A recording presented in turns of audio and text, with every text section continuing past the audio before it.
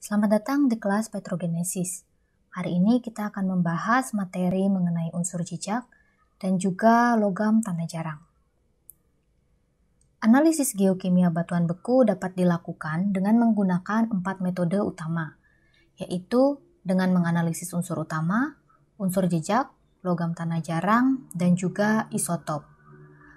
Apapun jenis datanya, namun kegunaan dari setiap data geokimia itu sama, yaitu untuk menentukan proses pembentukan magma di bawah permukaan, atau yang kita sebut sebagai magma genesis, dan juga untuk merekonstruksi geodinamik di mana gunung api itu dapat terbentuk.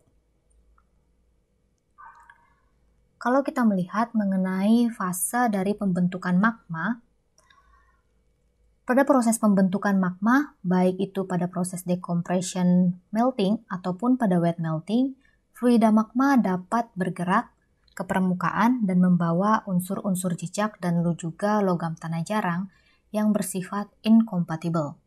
Sedangkan batuan beku yang telah mengalami kristalisasi dapat juga membawa unsur-unsur jejak ataupun logam tanah jarang yang bersifat kompatibel.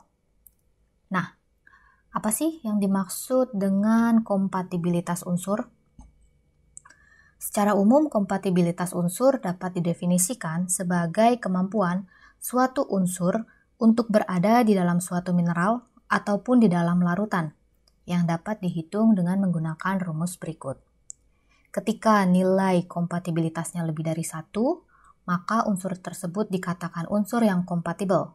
Sedangkan ketika kompatibilitasnya kurang dari 1, maka unsur disebut sebagai unsur yang incompatible.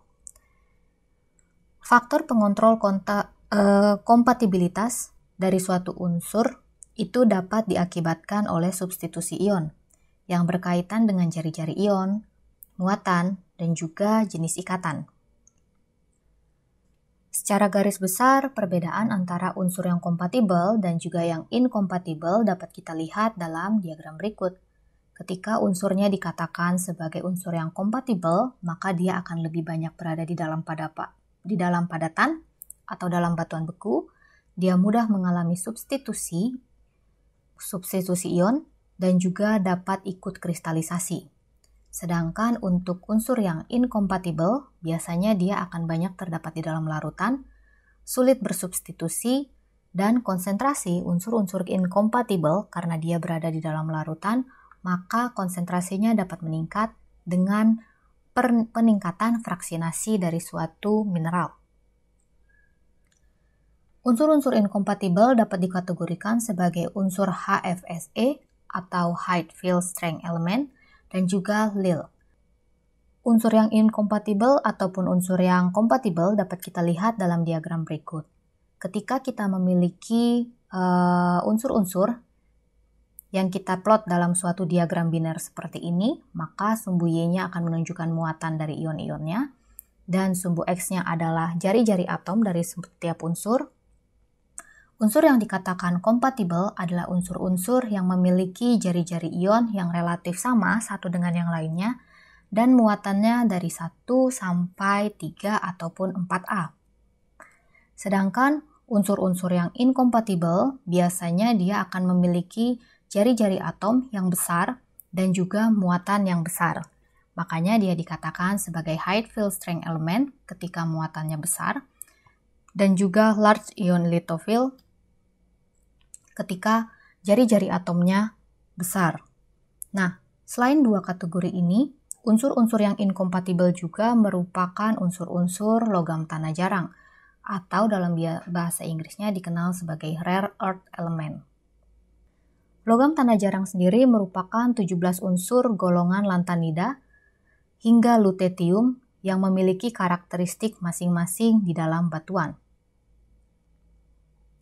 Nah, pertanyaannya, apakah semua logam tanah jarang terbentuk secara alamiah?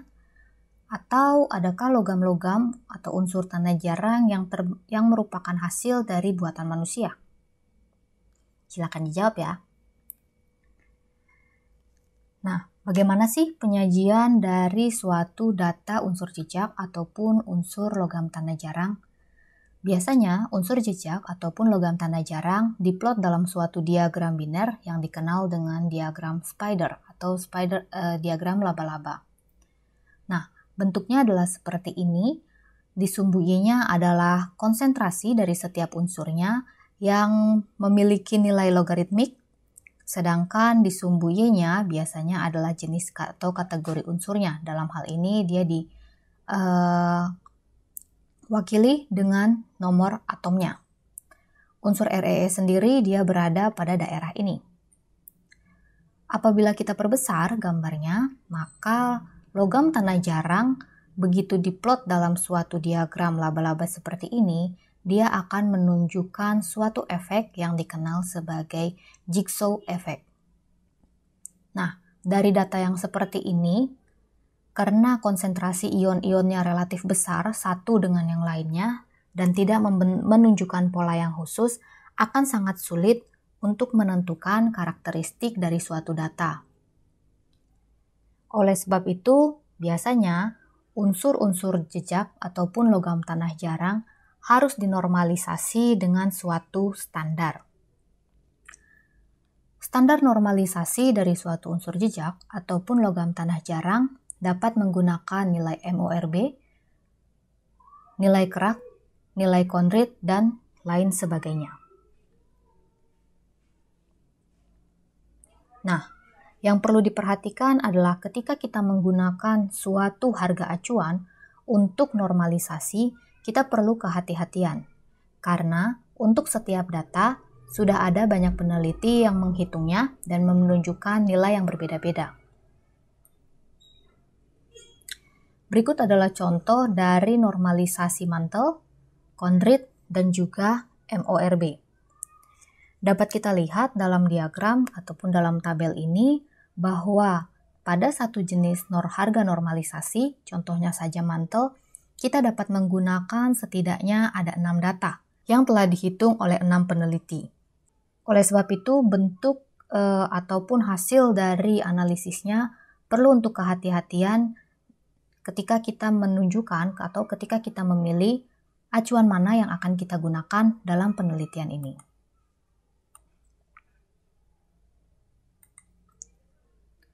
Nah, sekarang kita akan lihat hasil dari analisis sampel yang telah dilakukan normalisasi. Namun sebelumnya ada pertanyaan kedua yang harus kita jawab, yaitu mengapa sih berbeda sumber atau berbeda referensi, berbeda juga nilai standarnya. Sebenarnya apa dasarnya mereka menghitung sehingga nilai acuannya berbeda-beda. Nah, data yang telah dianalisis atau data yang telah dinormalisasi, kalau sebelumnya dia akan menunjukkan efek seperti gigi gergaji, namun setelah dinormalisasi dia akan menunjukkan suatu pola. Nah, pola inilah yang dicari untuk menceritakan karakteristik sampel batuan yang kita temukan di lapangan. Yang perlu diingat adalah bahwa pola diagram laba-laba dapat berbeda, tergantung dari normalisasi yang digunakan, standar yang digunakan, pengayaan unsur inkompatibelnya seperti apa, persentase peleburan mantel, dan juga tingkat diferensiasi magma.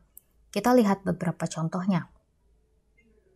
Nah, ketika kita memiliki data dari satu tempat yang sama, namun dalam hal ini kita menggunakan 5 klasifikasi atau 5 jenis analisis yang berbeda, harga acuan yang berbeda, maka pola diagram laba-labanya juga akan berbeda.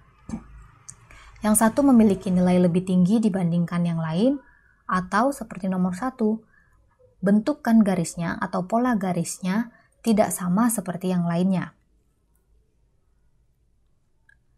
Ketika kita memiliki karakteristik magma yang berbeda, contohnya dalam hal ini adalah beda afinitas magma, tholeitik, kalk-alkalin, dan juga high potasium kalk-alkalin, maka kita dapat melihat bahwa pola diagram laba-labanya pun akan berbeda. Ketika kita memiliki afinitas magma yang tholeitik, maka kita akan punya suatu pola yang relatif lebih landai dibandingkan magma yang bersifat afinitas kalk-alkalin. Semakin tinggi nilai potasium yang ada di suatu batuan kita, dalam hal ini high potassium kalkalkalin, maka kecuraman atau bentukan pola dari diagram laba-labanya akan lebih curam. Jadi, berbeda afinitas magma akan berbeda juga unsur inkompatibel, akan berbeda juga polanya. Selain itu, persentase peleburan mantel atau kerak dapat mempengaruhi pola diagram laba-laba. Semakin banyak mantel yang melebur di dalam magma dan membentuk batuan beku, maka polanya akan lebih landai dibandingkan semakin sedikit mantel yang melebur di dalam magma. Dia akan menunjukkan pola yang relatif lebih curam. Selain itu, berbeda tingkat diferensiasi magma, dalam hal ini diwakili oleh setiap jenis batuan, maka karakteristiknya pun akan berbeda. Ketika kita punya sampel batuan yang basalt hingga riolitik, dapat kita amati di sini bahwa ada satu pola yang sangat menarik yang berbeda dari pola yang lainnya, yaitu ketika sampel batuan kita merupakan sampel batuan yang riolitik. Sampel batuan riolitik ini menunjukkan adanya harga yang anomali atau menunjukkan harga yang negatif pada unsur europium. Pertanyaannya, mengapa nilai europium memiliki nilai yang negatif pada batuan riolitik? Silakan dijawab 3 pertanyaan itu dan kemudian akan dibahas nantinya. Nah, yang perlu diketahui sebagai informasi bahwa dalam logam tanah jarang, dalam 17 logam tanah jarang ada 2 unsur yang dapat bersubstitusi karena memiliki 2 jenis muatan yang berbeda. Satu adalah europium dan satunya lagi adalah cesium.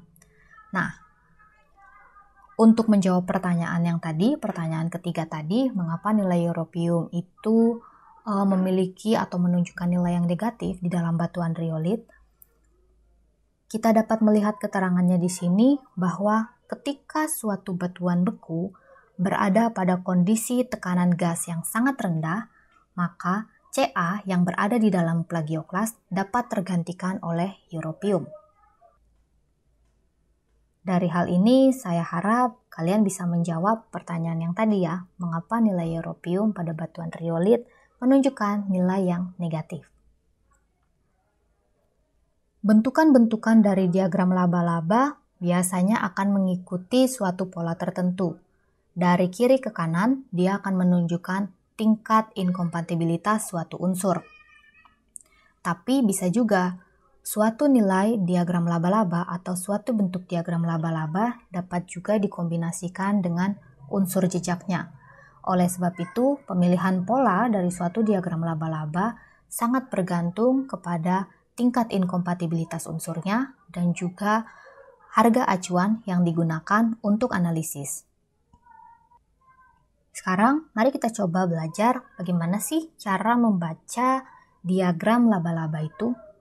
Nah, di sini sudah ada di sumbu Y-nya, di sumbu X-nya, kita sudah punya unsur-unsur yang kita gunakan dalam diagram laba-laba ini. Di sumbu Y adalah konsentrasi unsur-unsur tersebut. Namun, kalau kita amati lebih jauh, tidak hanya logam tanah jarang saja yang ada di dalam diagram ini. Kita juga punya cesium, rubidium, barium, thorium, uranium, dan seterusnya yang merupakan unsur jejak dari suatu batuan. Nah, yang perlu kita baca ketika kita punya diagram seperti ini adalah fokuslah terlebih dahulu kepada unsur-unsurnya.